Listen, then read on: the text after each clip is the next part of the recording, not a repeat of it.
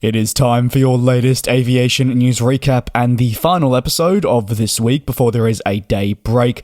There's some pretty bad news surrounding JetBlue as they lose slots into a major European airport. Developments over at Flair Airlines, delays for a new 737 MAX, and also Asiana Airlines and that Korean Air merger update. Sticking with JetBlue though, and their worst fears have come true, with now them being removed from Amsterdam Schiphol following slot regulations. It comes as new slot restrictions in the airport have left JetBlue without any slots. These lack of slots is for Amsterdam in the busy summer 2024 season. Per the slot coordinator, ACNL, airlines that do not have historic rights into Amsterdam Schiphol will now not be allocated slots from the summer 2024 season. As a result, your airlines such as JetBlue do not qualify for historical rights into the airport and means they won't have any slots next year. ACNL says that 3.1% fewer slots will also be allocated to airlines even if they have historical rights as part of the significant overhaul.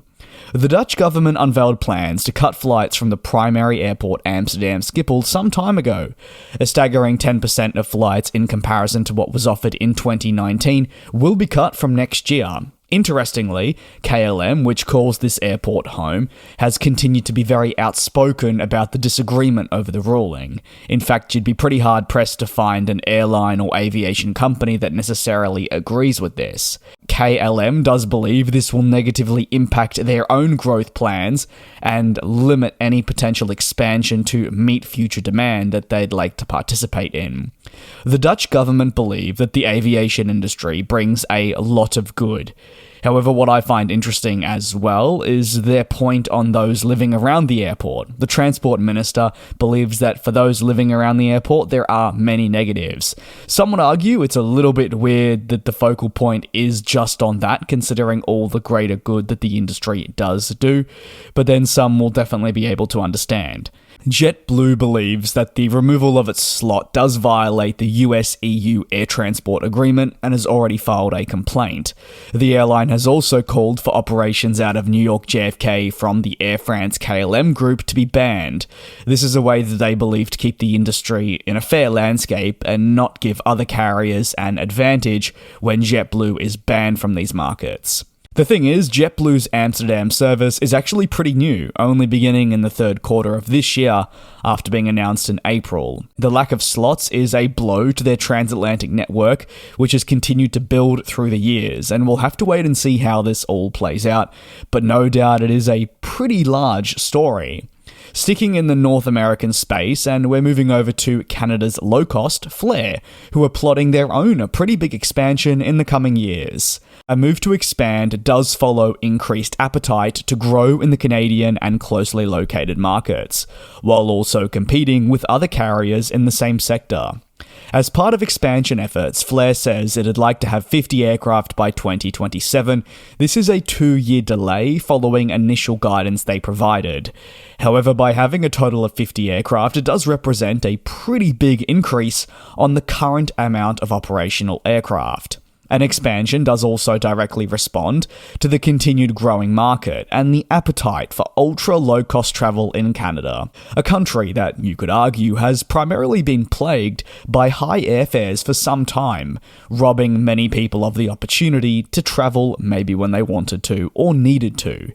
In 2024 alone, the airline will expand its ever-growing network with flights in Canada, alongside further expansion towards Mexico. Looking more towards the short term, well, they will be prioritizing warm weather destinations to get away from the rainy and cold Canada. 44 total sun destinations will be available to Flair customers this upcoming winter, highlighting the commitment. Flair firmly believes that there's also a lot of room for growth, especially in relatively price-sensitive leisure markets. The ULCC wants to leverage its existing position in the market to identify where it should fly towards, and look to solely benefit customers who may be priced out of travel or have a lack of available connections. Flair does operate 20 in-service aircraft.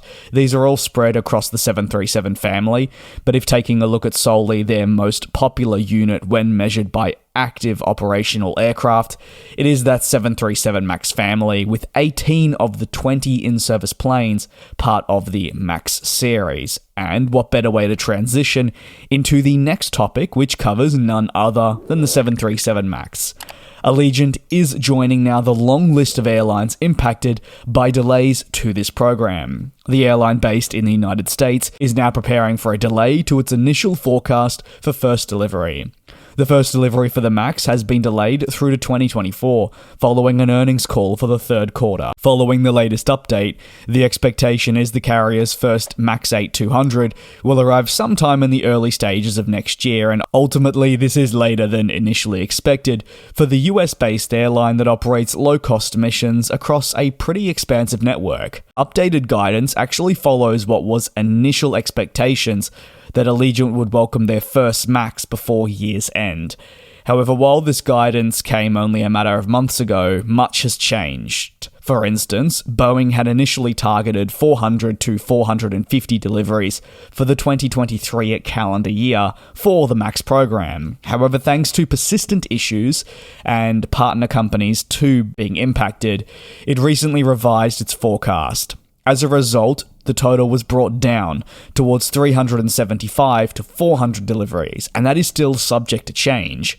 Notably, therefore, carriers that maybe were expecting their aircraft towards the end of the year were to be impacted by the updated guidance and would see those deliveries slip into 2024, as this is the case for Allegiant. In October, Allegiant quietly adjusted an existing order for the 737 MAX by converting units and adding options. The airline did convert some options for the smallest 737-7 towards the 737-8-200 and added 30 additional options. On to the final story of today, and that relates to Asiana Airlines and Korean Air that, as you may be aware, are working towards a merger agreement. Asiana will now look towards selling its cargo division as it tries to accelerate this tie-up getting completed and please regulators right around the world.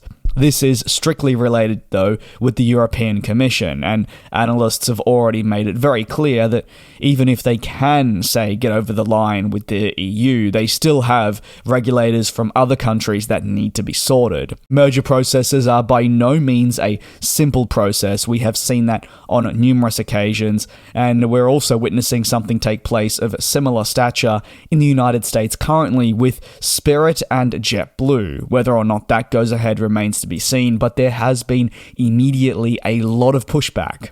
Now, back to Korean and Asiana. Currently, the pair are seeking approval from relevant authorities. Korean Air that said following the decision from Asiana to sell the cargo division, it has now submitted an updated packaging towards the European Commission. There is a long road ahead, though, like I touched on. These kind of deals will always come under a close microscope, but it will be interesting to see how this pans out in the future. And, of course, the fate of Asiana Cargo that consists of many Boeing 747 freighters. That is going to conclude today's proceedings. Thank you very much for your support here on the channel. Please do take care and also be safe, and I'll see you next time for more coverage on the industry.